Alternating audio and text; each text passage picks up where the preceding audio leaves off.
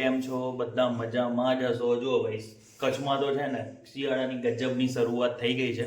કાલનું નલિયાનું તાપમાન 6 સેલ્સિયસ હતું. અહીં અમે નલિયાથી 100-150 કિલોમીટર દૂર છે, પણ ઠંડી તો ભાઈ ભયંકર છે. તો ભાઈ ઠંડીમાં કંઈ પ્રોટેક્શન માટે ખાવું પડશે ને. તો જુઓ, આજે અમે છે ને અડદિયા બનાવવાનો પ્રોગ્રામ બનાવ્યો છે, અને એ અડદિયા અમે કેવી રીતે બનાવીએ છીએ એ તમારી સાથે વિડીયો શેર કરીશું. તો જુઓ, પહેલાં તો ભાઈ મેઘનાએ બધી તૈયારી કરી લીધી છે. પહેલાં શું કરીશું?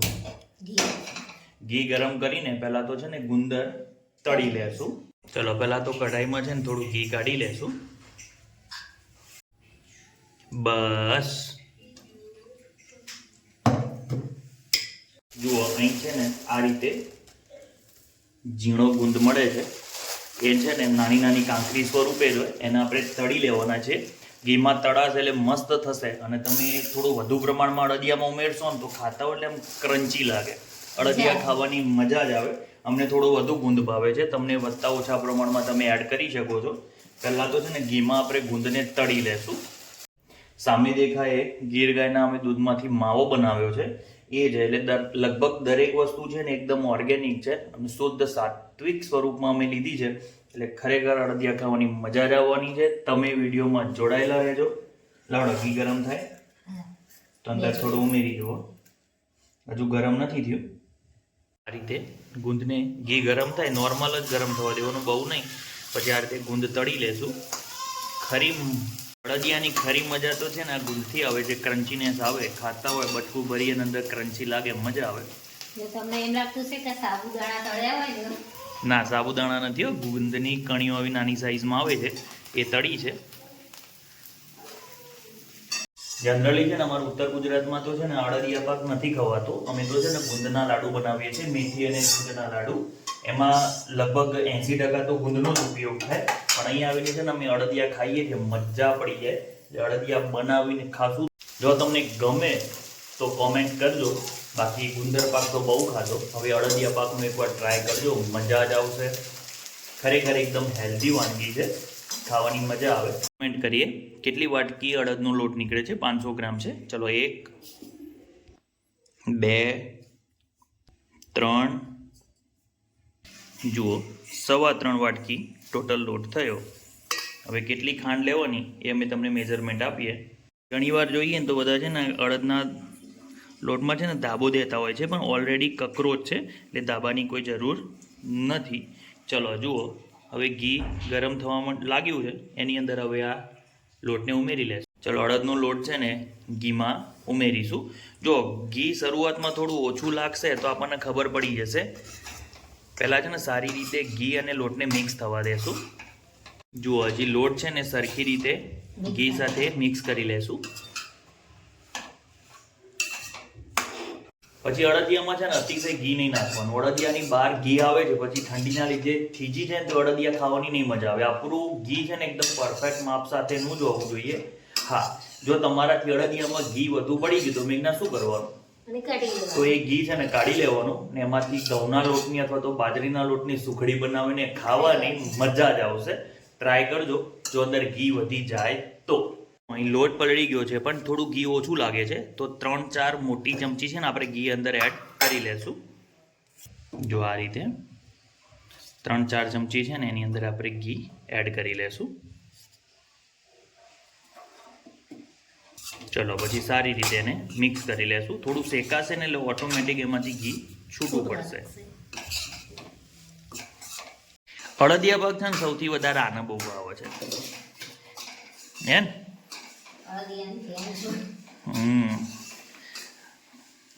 અડદિયા બનાવીને આ બીજો રાઉન્ડ પડ્યો ને શિયાળામાં.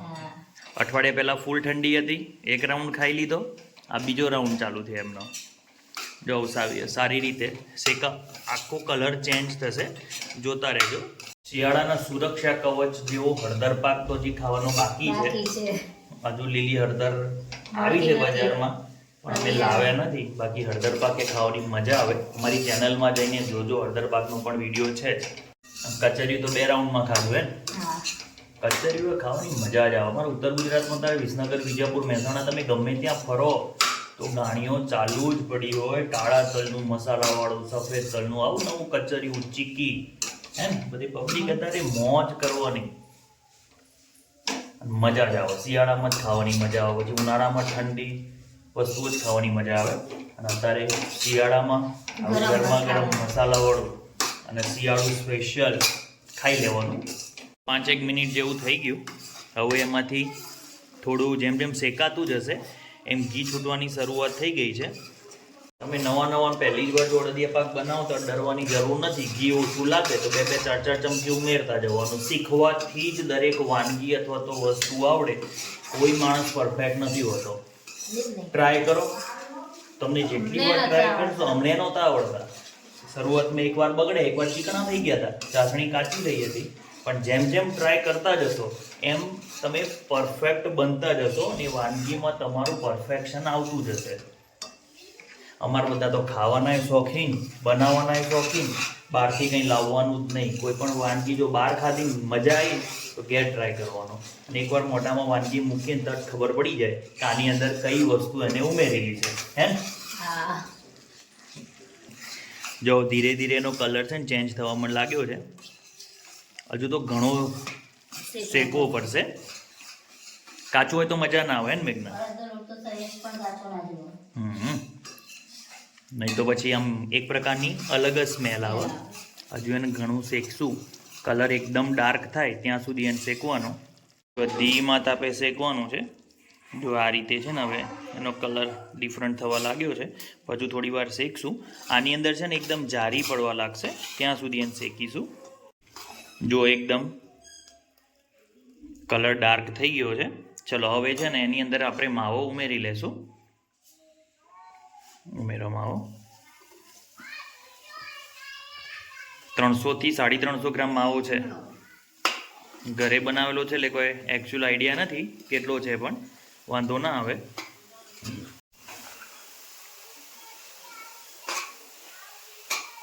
સારી રીતે એને મિક્સ કરી લેશું.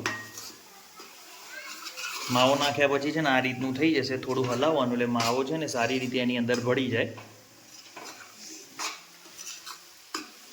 જો જે વાટકીથી આપણે લોટ ભર્યો તો એ જ વાટકીથી ખાંડ ભરી લેશું. 2.5 વાટકી જેટલી ખાંડ આપણે લેશું.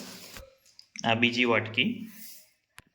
ચલો 3.25 વાટકી જેવી આપણે ખાંડ લીધી. 2.5-3 વાટકી લઈ શકો. જેવું ગળ્યું ભાવતું હોય એ હિસાબે તમારે સેટ કરી લેવાનું. ખાંડ ડૂબે એટલું જ એની અંદર આપણે પાણી ઉમેરીશું. વધારે પાણી નહીં ઉમેરવાનું, એ તો ચાસણી બનતા વાર લાગશે. બસ જો થોડુંક જ પાણી એક્સ્ટ્રા દેખાય છે. હવે એની આપણે ચાસણી બનાવી લેશું. હવે ખરી માસ્ટરી છે ને ભાઈ ચાસણી ઉપર રહે.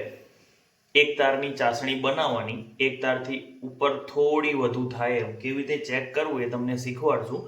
બાકી જો ચાસણી તમારી આગળ જતી રહેશે તો કડક અડદિયા એવા બનશે કે દાંત વડે નહીં પકડાય. અને જો કાચી રહી તો હવે એકદમ ચીકણા બનશે. તો મેન ધ્યાન અહીં રાખવાનું થશે ચાસણીમાં. એકવાર અમારા ઘરે પ્રસંગ હતો. મોહનથાળ મારા પપ્પાએ જ બનાવ્યો. દર વખતે બધાને ત્યાં બનાવવા જાય મસ્ત બનાવે, પણ આ વખતે મોહનથાળનો અમારે ઢેપલા ના થયા, લાઈવ મોહનથાળ અમારે ચમચીથી પીવો પડ્યો. એટલે એવું ના હોય ભાઈ, સારા કારીગર હોય છતાં કોઈ વાર વાનગી બગડી જતી હોય, ટ્રાય કરવાનો. એમાંથી આપણને શીખવા મળ્યું કે કેટલું શેકવાનું, કેવી રીતે ચાસણી કરવાની. તમે જેટલા ટ્રાય મારો એ હિસાબે તમને પરફેક્શન આવતું જાય. હજુ ચાસણી થતાં થોડી વાર લાગશે. ચેક કરશો ચાસણી થઈ કે નહીં. તાર નથી બનતો જો. ના, તાર નથી બનતો. ચાસણી હજુ બની રહી છે. મેઘના એકવાર ચેક કરી, હજુ કાચી છે. પરફેક્ટ પાકશે, અંદર પાણી ઓછું થઈ જશે ને પછી જ ચાસણી બનવાની શરૂઆત થાય. લાવ તો હું ચેક કરું. ઊંચું કરો થોડા.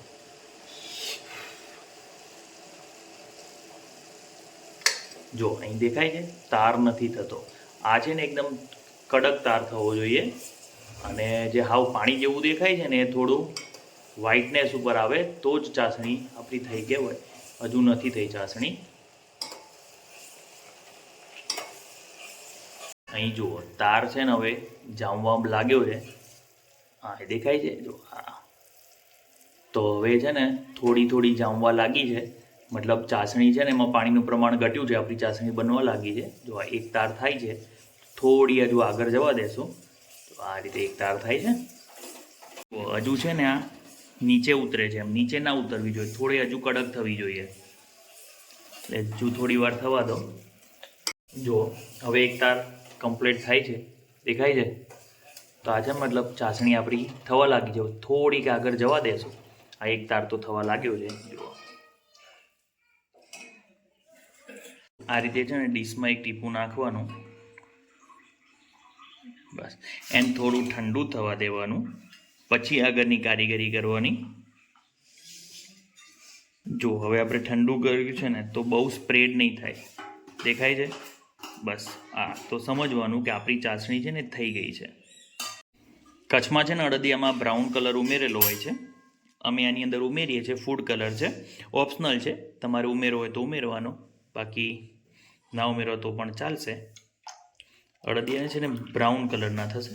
જો એકદમ બ્રાઉન થઈ ગયું તો ચાસણીમાં ઉમેર્યા પછી જ આપણે એની અંદર ઉમેરીશું. બ્રાઉન કલરના અડદિયા મસ્ત લાગે. જો ચાસણીનો આખો કલર બદલાઈ ગયો,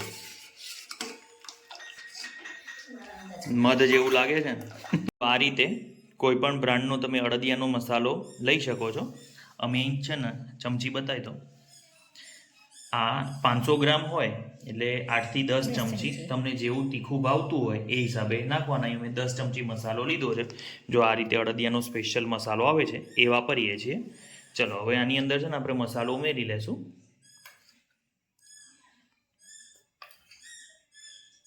ઊભી રહે તો મેગી. બસ ચલો ઉમેરો એની અંદર. અડદિયામાં એવું છે, તમને વધારે તીખા ભાવતા હોય તો પછી તમે વધુ મસાલો પણ ઉમેરી શકો છો. આનાથી છે ને નોર્મલ જ મસ્ત એકદમ સ્મેલવાળા થોડા ટેસ્ટવાળા બનશે. ચલો હવે એની અંદર છે ને આપણે ચાસણીને ઉમેરી લેશું.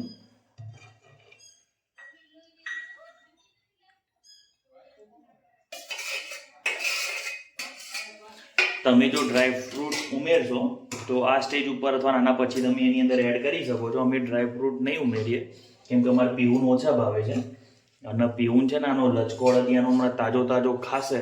જામે પહેલાં થોડી મજા લઈ લે છે. અને હમણાં ગુંદર પાકને બનાવ્યું હતું તેમાં ડ્રાયફ્રૂટને એવું નાખ્યું તો એને જોર આવે નથી ખાતી. તો ભાઈ આમાં એવું વિચાર્યું કે આમાં નથી એડ કરવો. ડ્રાયફ્રૂટ બધા ઘીમાં તળી દેવા. ડ્રાયફ્રૂટ છે ને તમે ઘીમાં તળીને નાખજો, મજા આવશે. ચલો આ રીતે હવે સારી રીતે એને મિક્સ કરી લેશું.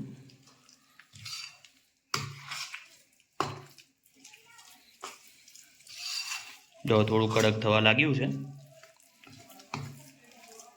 ચલો હવે ગુંદ ઉમેરીને મિક્સ કરી લેશું. ચલો ગુંદ ઉમેરીને બહુ મિક્સ નહીં કરવાનું. થોડું ખાલી ગુંદ અંદર દબાય એ હિસાબે જ મિક્સ કરીશું. નહીં તો છે ને ગુંદ બધો ભાગી જશે અને જે ક્રન્ચીનેસની મજા લેવાની છે એ નહીં મળે. ના અડદિયાને શેપ અત્યારે આપશું કે સવારે? થોડું ઠંડુ પડે પછી. ઓકે. જો અમારે દ્વિજો આય બહાર ફરવા ગયો તો દ્વિજો તાપણું કરવા હાલ આવ્યો એમ. દ્વિજો બોલ તો. દ્વિજો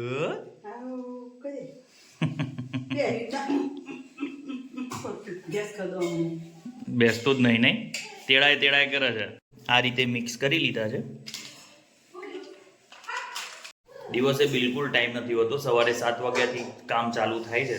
સાંજના 7 વાગે ફ્રી થઉં છું તો ભાઈ અત્યારે બનાવ્યો છે. થોડી વિડીયોમાં ક્લિયરિટી 19-20 હશે તો ચલાવી લેજો કેમ કે સૂર્યપ્રકાશ હોય અને લાઇટના પ્રકાશમાં ફરક પડે.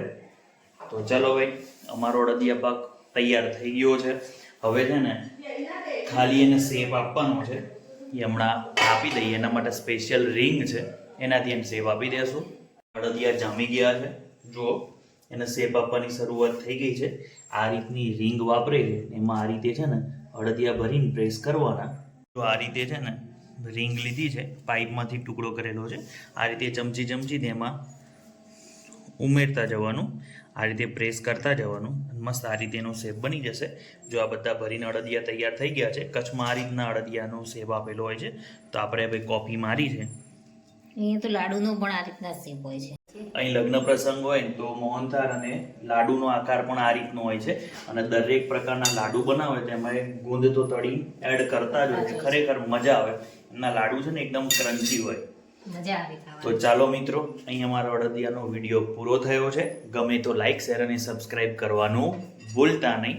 એક નવા જ વિડીયોમાં ફરીથી મળીશું. ત્યાં સુધી વંદે માતરમ. જય જય ગરવી ગુજરાત.